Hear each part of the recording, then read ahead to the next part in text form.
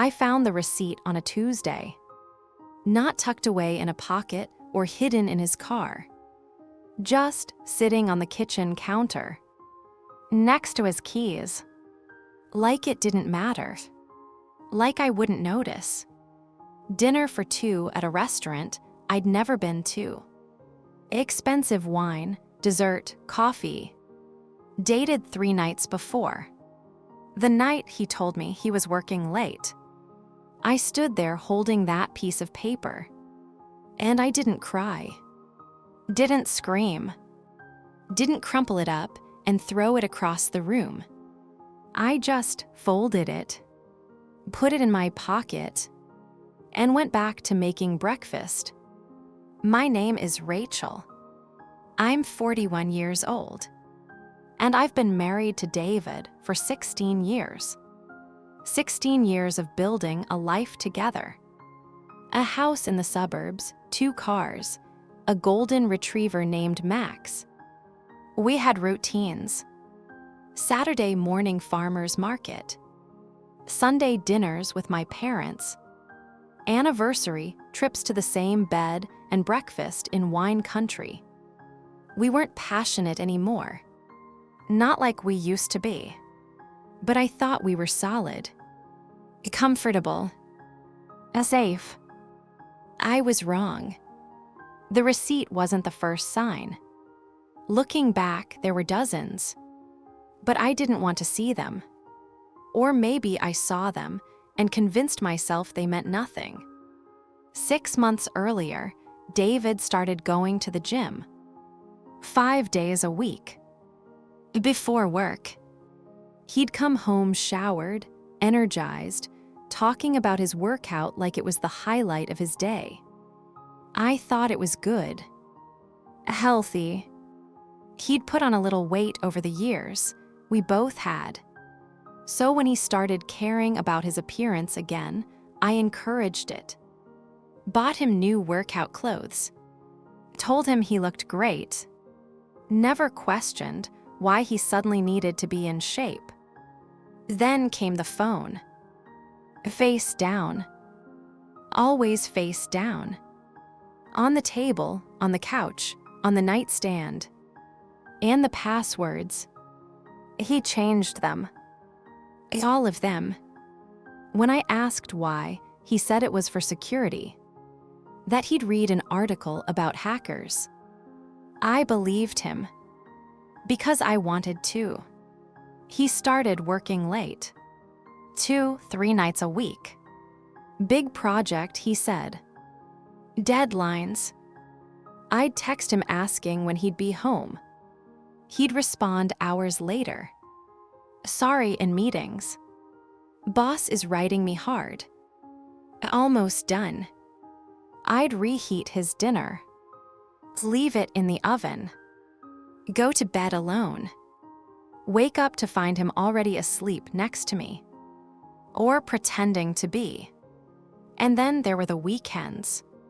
Suddenly, he had conferences, networking events, client dinners, always out of town, always unavoidable. I'd ask if I could come along, make a little trip out of it. He'd say no. Too boring, too much work. I'd be miserable. So I stayed home, walked Max, cleaned the house, waited. The receipt was just confirmation of what I already knew. Deep down. In that place, we ignore because acknowledging it means everything changes. But I couldn't ignore it anymore. I waited until David got home that night. He walked in around 7, kissed me on the cheek, asked what was for dinner. I told him chicken, roasted vegetables. He said great. Went upstairs to change. Came back down in sweatpants and a t-shirt. Comfortable. Relaxed. Like he didn't have a care in the world. We ate dinner in silence. Not the comfortable kind. The heavy kind. He didn't notice. just scrolled through his phone between bites. After dinner, I cleaned up. He went to the living room, turned on the TV. I stood at the sink, hands in soapy water, staring out the window into the dark backyard. And I thought about what to do. Confront him. Demand the truth. Scream, cry, throw the receipt in his face. Part of me wanted to make him admit it. Make him see the pain in my eyes. Make him feel something. But another part of me, the quieter, colder part, wanted to wait, to watch, to see how far he'd go, how long he'd lie. I chose to wait. I didn't say anything that night, or the next, or the next. I just watched him, paid attention, started noticing things I'd been too trusting to see before, like the way he smiled at his phone. Not the polite smile you give a coworker's email. The real one. The one I used to get. Or how he'd disappear into the bathroom for 20 minutes with his phone. Come out looking lighter, happier. Or how he'd hum in the shower. Songs I didn't recognize. When I asked what he was listening to, he'd say nothing. Just something he heard on the radio. I started checking his pockets when he wasn't looking. And nothing. He was careful. I checked the browser history on our home computer. Cleared. His car. Spotless. No receipts, no evidence. Just the faint smell of perfume. Not mine. Something floral, expensive. I started following him. Not physically, but digitally. I knew his passwords once, so I tried the old ones. None of them worked, but I knew his email recovery questions. His first pet's name, his mother's maiden name. I reset his email password. I logged in, and there it was. Everything. Emails to someone named Lauren. Hundreds of them. Going back 3 years. 3 years. Not a mistake. Not a moment of weakness. A relationship. I read them all. Every single one. Sitting at the kitchen table at 2 in the morning while David slept upstairs. They started casual. Work stuff. Then friendly. Then flirty. Then more. He told her things he never told me. How unhappy he was. How stuck he felt. How he wished things were different. She told him she understood. That she felt the same. That he deserved better. They talked about leaving. Starting over. Together. But not yet. Never yet. Because there was always a reason. The house, the finances, me. Me. I was the obstacle. The thing standing between them and their happiness. And he talked about me like I was a burden. A weight around his neck. Someone he tolerated. Not someone he loved. Not someone he chose. Just someone who was there. I closed the laptop. Sat in the dark. And I felt nothing. Not heartbreak. Not rage. Just clarity. Cold, sharp clarity. He didn't love me. Maybe he never did. Or maybe he did once, and it faded, and he was too much of a coward to tell me. Either way, it didn't matter. What mattered was what I did next. I could leave. Pack my things, file for divorce, start over. That's what most people would do. But I didn't want to just leave. I wanted him to understand, to feel what I felt, to lose what I lost. Not violently, not dramatically, but slowly, carefully, so he'd never see it coming. I went back to bed that night, lay down next to him, listened to him breathe, and I started planning. The next morning, I acted normal, made coffee, kissed him goodbye, told him to have a good day. He didn't notice anything different. Why would he? I'd been acting normal for 3 years while he lived a double life. I could do it a little longer. I started with the finances. We had joint accounts. Always had. I was the one who managed them. Paid the bills, tracked the spending. David never paid attention. Just assumed I had it handled. So I started making changes. Small ones. Opened a separate savings account in my name only. Started transferring money. Not huge amounts. Just a little each week. 200 here, 300 there. From our joint savings into my private account. He never checked the statements. Never asked. Next, I met with a lawyer. Not to file for divorce. Not yet. Just to understand my options. What I was entitled to. How the assets would be split. The lawyer was kind. A woman in her 50s named Patricia. She'd seen this before. Told me to document everything. Emails, receipts, dates and times. Build a case. So that when the time came, I'd be ready. I thanked her. Paid in cash. And left. I started documenting. Took screenshots of every email between David and Lauren. Saved them to a cloud account he didn't know about.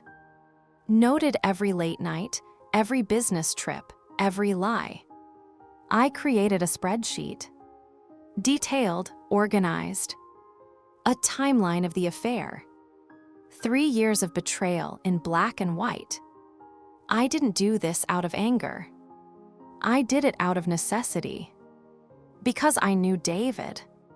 When this ended, and it would end, he'd try to make himself the victim. He'd twist the story. Make it seem like I pushed him away. That I didn't appreciate him. That he had no choice. But I'd have proof. Undeniable proof. And he wouldn't be able to rewrite history. I also started taking care of myself. Not because I wanted to impress anyone, but because I needed to feel strong. I joined a gym. Not his gym. A different one.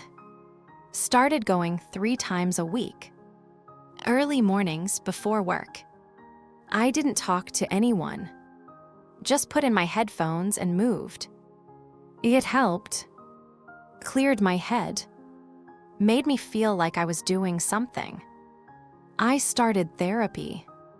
Found someone through a referral. A woman named Dr. Ellison. I told her everything. About David, about Lauren, about the emails. About how I felt like a ghost in my own marriage. She didn't judge. I just listened. I asked questions. Helped me untangle the mess in my head. She asked me what I wanted.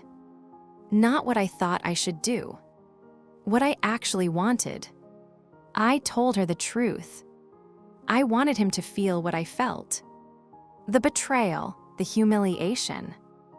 The realization that the person you trusted most was living a lie. She nodded. Said that was normal. But she also warned me. Revenge doesn't heal. It can feel satisfying in the moment, but it doesn't fill the hole. I told her I understood, but I wasn't looking to heal. Not yet. First, I needed justice. Months passed. I kept pretending, kept smiling, kept playing the role of the oblivious wife. David kept lying, kept sneaking around, kept living his double life. And I kept planning. I started being nicer to him, more attentive. I'd ask about his day, his work, his stress. I'd make his favorite meals, suggest we watch movies together, initiate small touches, a hand on his shoulder, a kiss before bed. He seemed surprised at first, then pleased, like he thought I was finally trying again. Little did he know I was setting the stage. Because the best revenge isn't loud. It's not confrontation. It's making someone believe everything is fine. Right before you pull the rug out, I found out where Lauren worked. A marketing firm downtown. Mid-level manager. Divorced, no kids. I looked her up on social media. Pretty, polished, professional. The kind of woman who posted motivational quotes and sunset photos. Who talked about self-care and boundaries while sleeping with someone else's husband. I didn't hate her. Not the way you'd think. She wasn't the one who made vows to me. David was. But she wasn't innocent either. She knew he was married. The emails made that clear.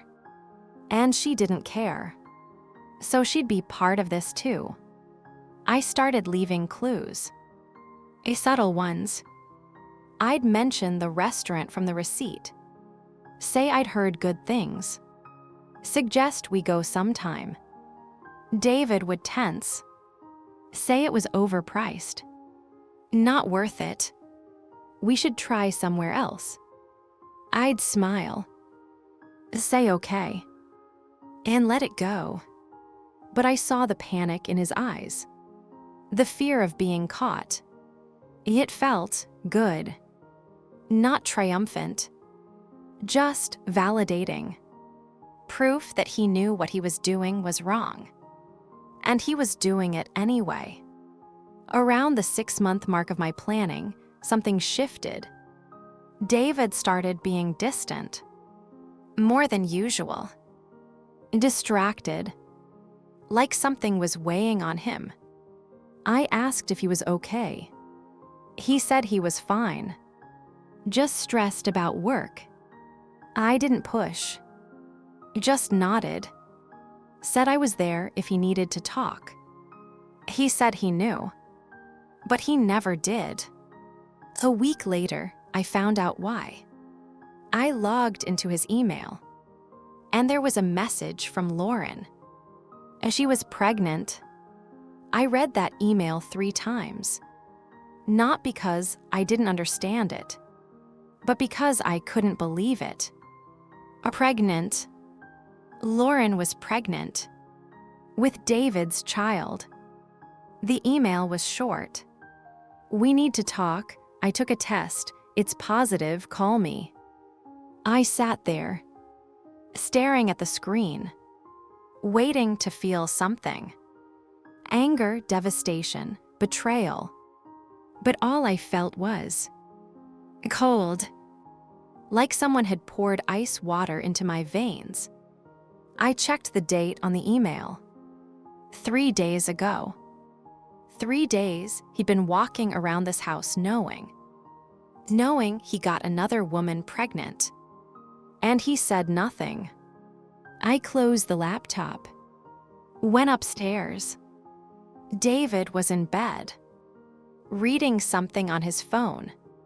I got in next to him, didn't say a word. He glanced at me. You okay?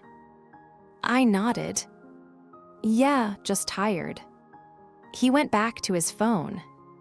I lay there in the dark, listening to him breathe. And I thought about what this meant. A baby. That wasn't just an affair anymore. That was a life. A permanent connection. Something that couldn't be undone. And suddenly, leaving wasn't enough. Divorcing him and taking half wasn't enough. I needed him to lose everything. Not because of me, but because of his own choices. I needed him to destroy himself, and I was going to help him do it. The next morning, I called Patricia, the lawyer, told her about the pregnancy. She was quiet for a moment. Then she said, "That changes things." And I asked how. She explained, if David had a child with another woman, it could affect alimony, child support obligations, asset division.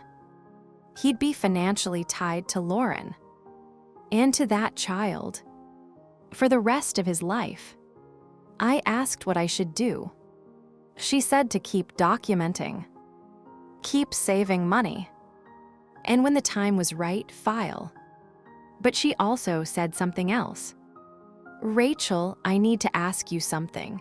What do you want out of this?" I didn't hesitate. I want him to feel what he put me through. I want him to lose the life he took for granted. I want him to understand what betrayal feels like. She was quiet again. Then she said, "Be careful. Revenge can consume you." I thanked her and hung up. I wasn't consumed. I was focused. Over the next few weeks, I watched David spiral. He was quieter than usual, distracted, snapping at small things. I'd ask what was wrong. He'd say nothing, just work stress. I'd nod, offer to help. He'd say there was nothing I could do. I'd let it go. All the while, I kept checking his emails. He and Lauren were arguing. She wanted him to tell me, to leave me, to be with her and the baby. He kept saying he would. Soon. He just needed time. Needed to figure things out. She was getting frustrated. Tired of waiting. Tired of being the secret. She gave him an ultimatum. Tell me by the end of the month. Or she would. I read that email with a strange sense of satisfaction. Because I knew David. He wouldn't tell me. He was too much of a coward. He'd stall, make excuses, hope the problem solved itself. And when Lauren finally got tired of waiting, that's when everything would fall apart. I just had to be patient, but I also had to be ready. I started subtly poisoning his relationships. Not with lies, with truth. I'd have coffee with his mother, mention how stressed David seemed, how distant, how I was worried about him. She'd ask if everything was okay between us. I'd pause, just long enough for doubt to creep in. Then I'd smile, say we were fine, just going through a rough patch. She'd nod, but I could see it in her eyes, the seed of suspicion. I did the same with his brother, his colleagues, our mutual friends. Never accusing, never dramatic, just concerned, planting tiny doubts, so that when the truth came out, they'd remember. They'd think back to these conversations, and they'd realize I tried to hold things together, while David was the one who destroyed it. One Saturday, David said he had to go into the office. Emergency project. I asked if he needed help. He said no. He'd be back by dinner. I waited until his car pulled out of the driveway. Then I got in mine, and I followed him. Not to the office, to a coffee shop across town. He parked, went inside. I parked down the street. Watched. 10 minutes later, Lauren showed up. I'd seen her photos, but seeing her in person was different. She was visibly pregnant now. Maybe 4-5 months. She sat down across from David. They talked. I couldn't hear what they were saying, but I could see their body language. She was upset, leaning forward, gesturing. He was defensive, hands up, shaking his head. They argued for 20 minutes. Then she stood up, said something sharp, and walked out. David sat there alone, head in his hands. I watched him for a few more minutes. Then I drove home. Got there before he did. When he came back 2 hours later, I asked how work went. He said fine. Stressful, but fine. I said I was sorry. Made him a drink. Told him to relax. He looked at me like he didn't deserve it. He didn't. But he took the drink anyway. A week later, Lauren emailed him again. So I'm done waiting. If you don't tell her by Friday, I will. It was Tuesday. David had 3 days. I watched him those 3 days. Saw him unravel. He barely slept. Barely ate. Jumped every time his phone buzzed. On Thursday night, he came home late. I was in the living room reading. He sat down next to me. Looked like he wanted to say something. I put my book down. What's wrong? He opened his mouth. I closed it. I shook his head. Nothing, just tired. I touched his hand. You can talk to me, whatever it is. He looked at me. Really looked at me. And for a second, I thought he might actually do it. Tell me the truth. But then he pulled his hand away.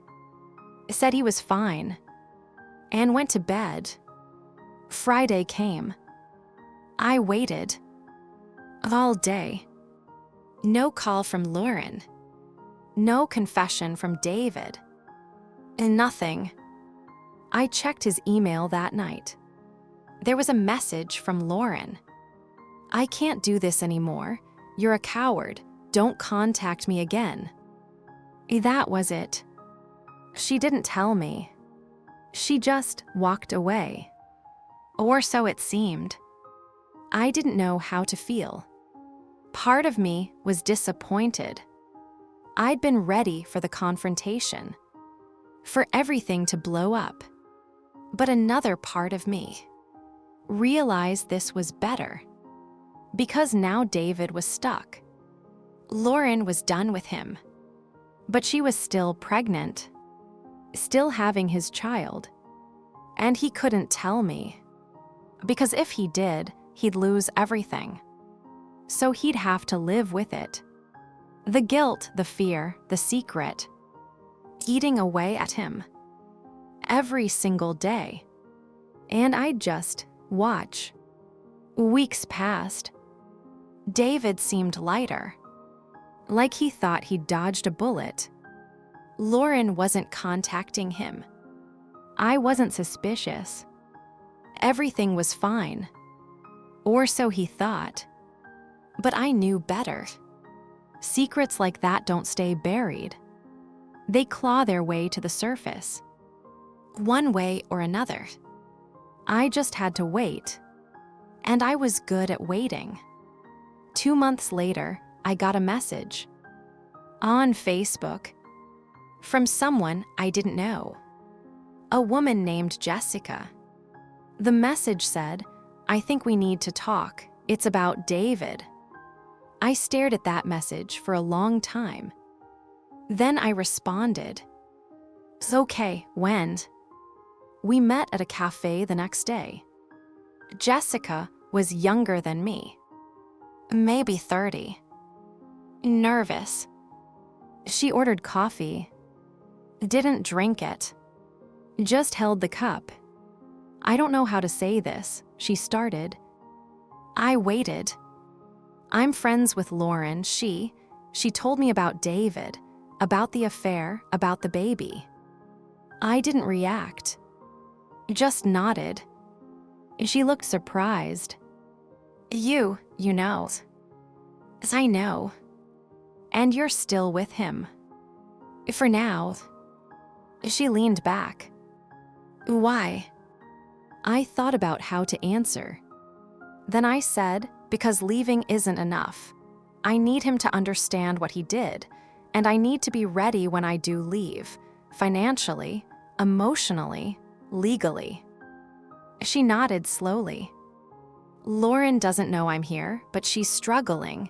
The baby's due in 2 months, and David, he won't acknowledge it, won't help, won't even talk to her." "I know." "She's thinking about going public, telling you, telling everyone." I sipped my coffee. "Why hasn't she?" "Because she's scared. She doesn't want to be the villain, the other woman who destroyed a marriage." I almost laughed. "She already is." Jessica looked down. "I know, but she's also hurt. She thought he loved her, that he'd leave you. And now she's alone and pregnant, and he pretends she doesn't exist."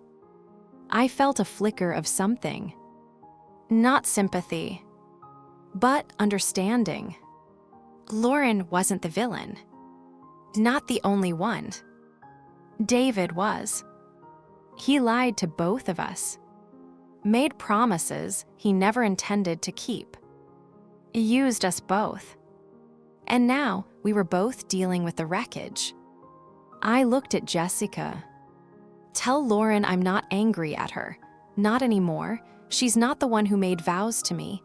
David is, and he broke them, not her." Jessica nodded.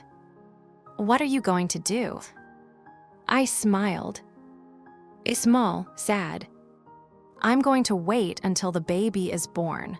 Let David think he's safe. And then, I'm going to take everything."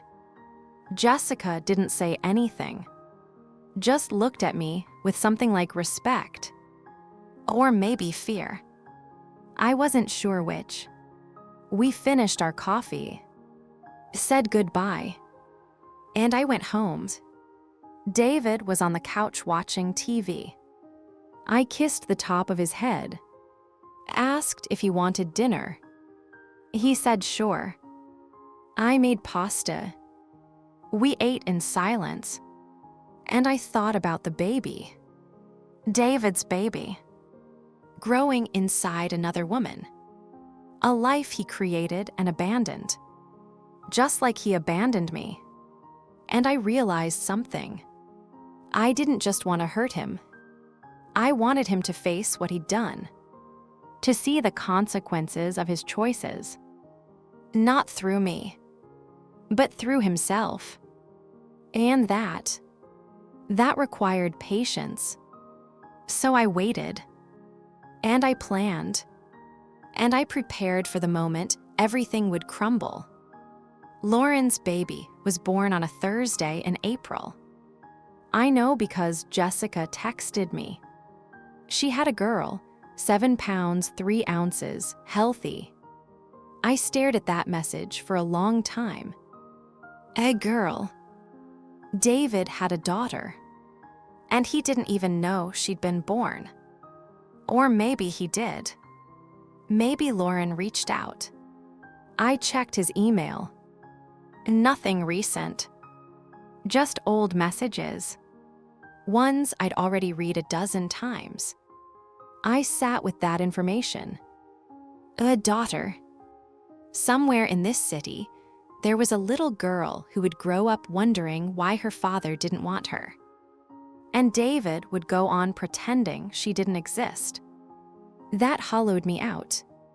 Not because I cared about David anymore, but because I understood what it felt like to be invisible to someone who was supposed to love you. And now a child would feel that too.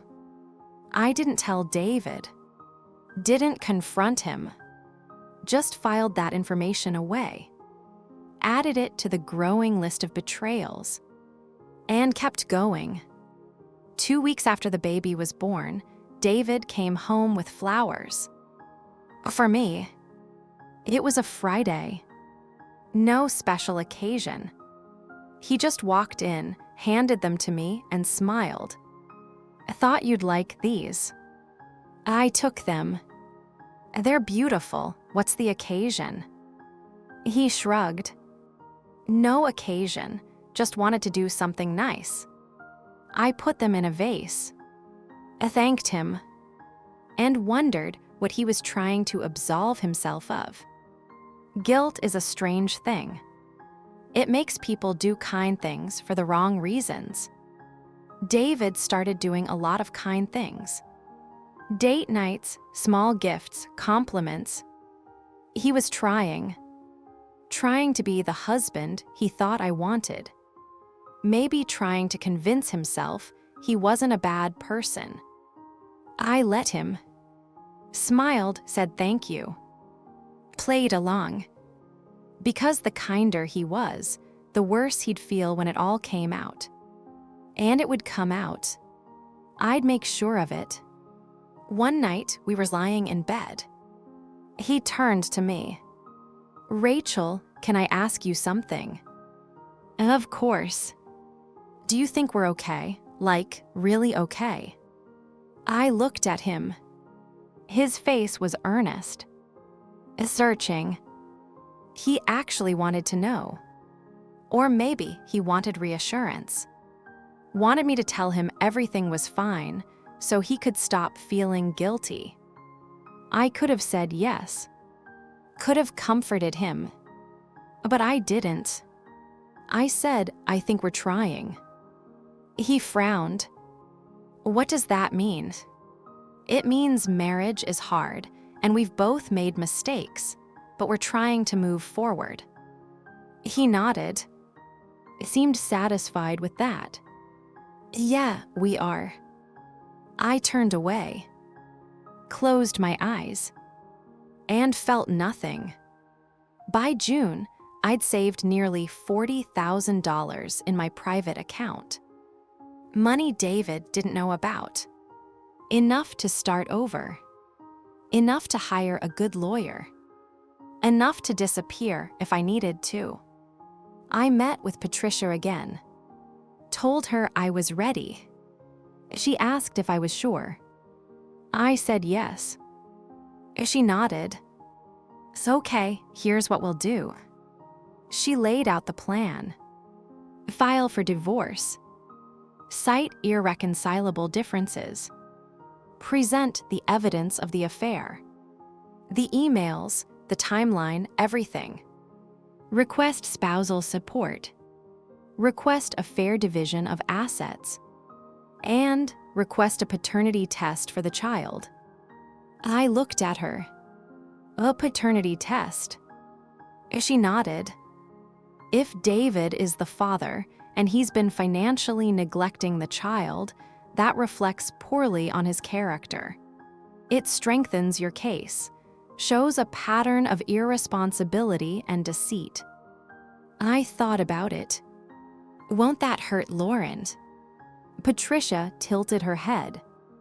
Possibly, but she chose to have a child with a married man. She's not innocent in this. I knew she was right, but it still felt cruel. Patricia must have seen it on my face. Rachel, you don't owe her anything. She knew what she was doing. And if you want to come out of this with what you deserve, you need to use every piece of leverage you have. I nodded. Okay. We set a date. July 15th. That's when I'd file. Until then, I'd keep pretending. Keep playing the role. And when the time came, I'd walk away with my head high. The weeks leading up to July 15th were strange. I felt lighter, like I was walking towards something instead of away from it. I started looking at apartments. Small places, 1 bedroom, quiet. Somewhere I could breathe. I didn't sign a lease. Not yet. But I bookmarked listings. Imagined what my life would look like. Alone. Free. Mine. It didn't scare me. It excited me. David noticed the change. "You seem different," he said one night. Different how? I don't know, happier. I smiled. Maybe I am. He smiled back. Good, you deserve to be happy. The irony wasn't lost on me. On July 14th, the night before I filed, I couldn't sleep. I lay in bed next to David, listened to him snore softly, and I thought about 16 years. 16 years of marriage, of building a life together, of believing in something that turned out to be a lie. I didn't cry. I'd done enough crying. I just let it go. The next morning, I got up early, made coffee, fed Max. David came downstairs around 7. "Morning," he said. "A morning." He poured himself coffee, kissed me on the cheek. "I've got meetings all day. Probably won't be home until late." "Okay." He grabbed his keys, paused at the door. "I love you." I looked at him. "I love you too." He left, and I waited. At 9 a.m., I went to Patricia's office. Signed the papers. She filed them electronically. It was done. David would be served at his office later that afternoon. I went home, cleaned the house, did laundry, walked Max. Normal things. Calm things. At 4 p.m., my phone rang. It was David. I let it ring twice before answering. "Hello." "Rachel, what the hell is this?" His voice was sharp. Angry. "What's what?" I just got served with divorce papers, at work, in front of my colleagues. I paused. Let the silence sit. Then I said, "I'm filing for divorce, David." "Why, what? What did I do?" I almost laughed. "What did you do?" "Yes, we've been fine, we've been good. What is this about?" I took a breath. "It's about Lauren." A silence. Long, heavy silence. "What?" "Lauren and the affair, and the babies." More silence. "I don't know what you're talking about." "Yes, you do." His voice changed. Quieter, desperate. "Rachel, please, let's talk about this. Don't do this." "I've been talking, David, for 16 years, and you've been lying for 3. I can explain." "I don't want an explanation. I want a divorce." "Please don't do this. We can work it out." "No, we can't." I hung up. He called back immediately. I didn't answer. He called 6 more times. I turned my phone off, and I sat in the quiet, feeling nothing, just relief. David didn't come home that night. I didn't know where he went. Didn't care. I slept better than I had in months. The next morning, he was waiting on the front porch when I opened the door. He looked terrible. Eyes red, hair a mess. Like he hadn't slept. "Rachel, please, let me in." I stepped outside. Closed the door behind me. "No. We need to talk." "There's nothing to talk about." "Yes, there is. I made a mistake. A huge mistake. But we can fix this." I looked at him. Really looked at him. And I saw a stranger. Someone I didn't know anymore. Someone I didn't want to know. "You didn't make a mistake, David. You made." I retired. From consulting, from volunteering, from the constant doing. I wanted to just be. Marcus and I traveled. Spent months in Europe. Rented a small villa in Tuscany.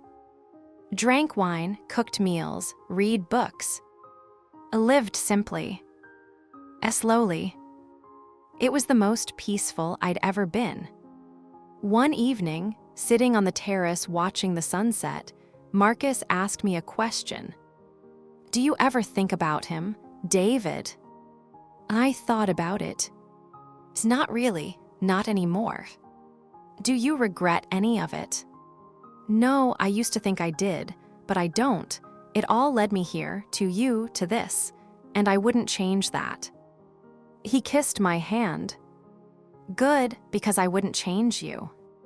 We sat in comfortable silence, watching the sky turn pink and gold. And I realized something. Revenge isn't about destruction. It's about transformation.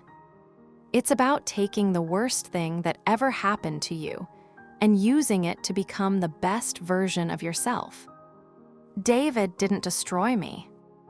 He freed me. And I took that freedom and built something beautiful. 20 years after the divorce, I got a letter. From David. It was long, handwritten.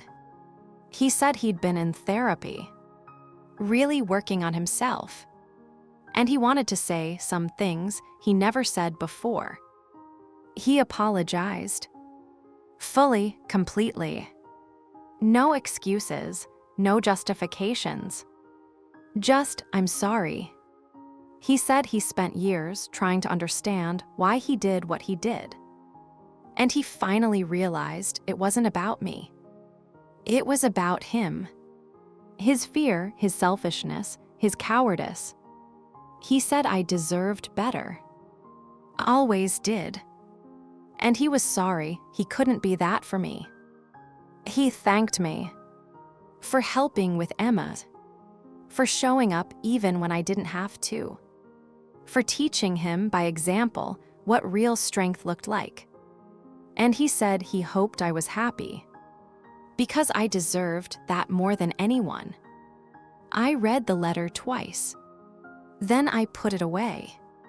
I didn't respond, not because I was angry, but because I didn't need to. The apology was for him, not for me. And that was okay. I'd already moved on. Years ago, 21 years after the divorce, I published my second book. It was a collection of letters to my younger self, to women starting over, to anyone who'd ever felt broken. It was raw, honest, vulnerable, and it resonated more than I expected. People wrote to me, told me it helped them, that it gave them hope, that it showed them they weren't alone, and that made everything worth it. The pain, the betrayal, the rebuilding, all of it, because it wasn't wasted. It was transformed into something that mattered. 22 years after the divorce, Marcus got sick. Not terribly, but enough to scare us. It was a wake-up call, a reminder that time is precious, that nothing is guaranteed. We made changes, slowed down even more, focused on what mattered: each other, our health, our joy. We stopped worrying about things we couldn't control and started savoring the things we could. Simple pleasures: morning coffee, evening walks, holding hands, quiet conversations. It was enough. More than enough.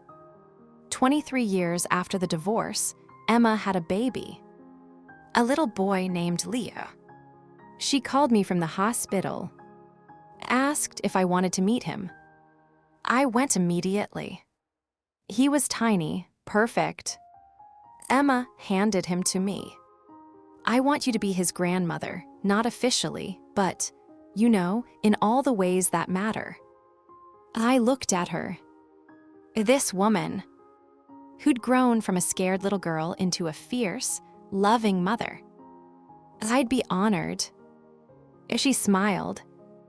"Good, because he needs you. We all do." I held Leo. This new life. This fresh start.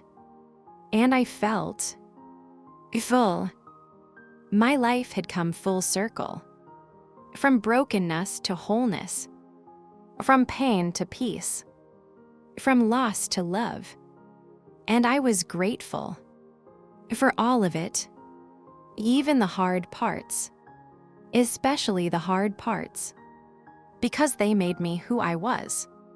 25 years after the divorce, I stopped counting. David was just a memory, a distant one. The pain had faded. The anger had dissolved. All that was left was gratitude for the life I built, for the person I became, for the strength I didn't know I had. I thought revenge was about making him pay. But real revenge was living well.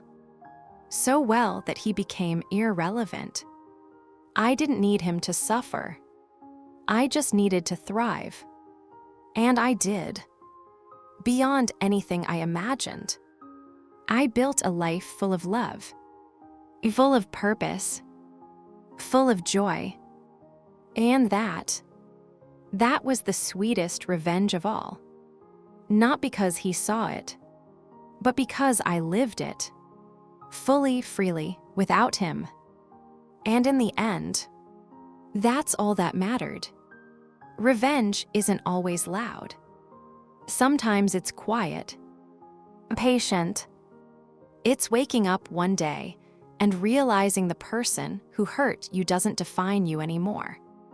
That you've built something they can't touch. A life, a purpose, a peace.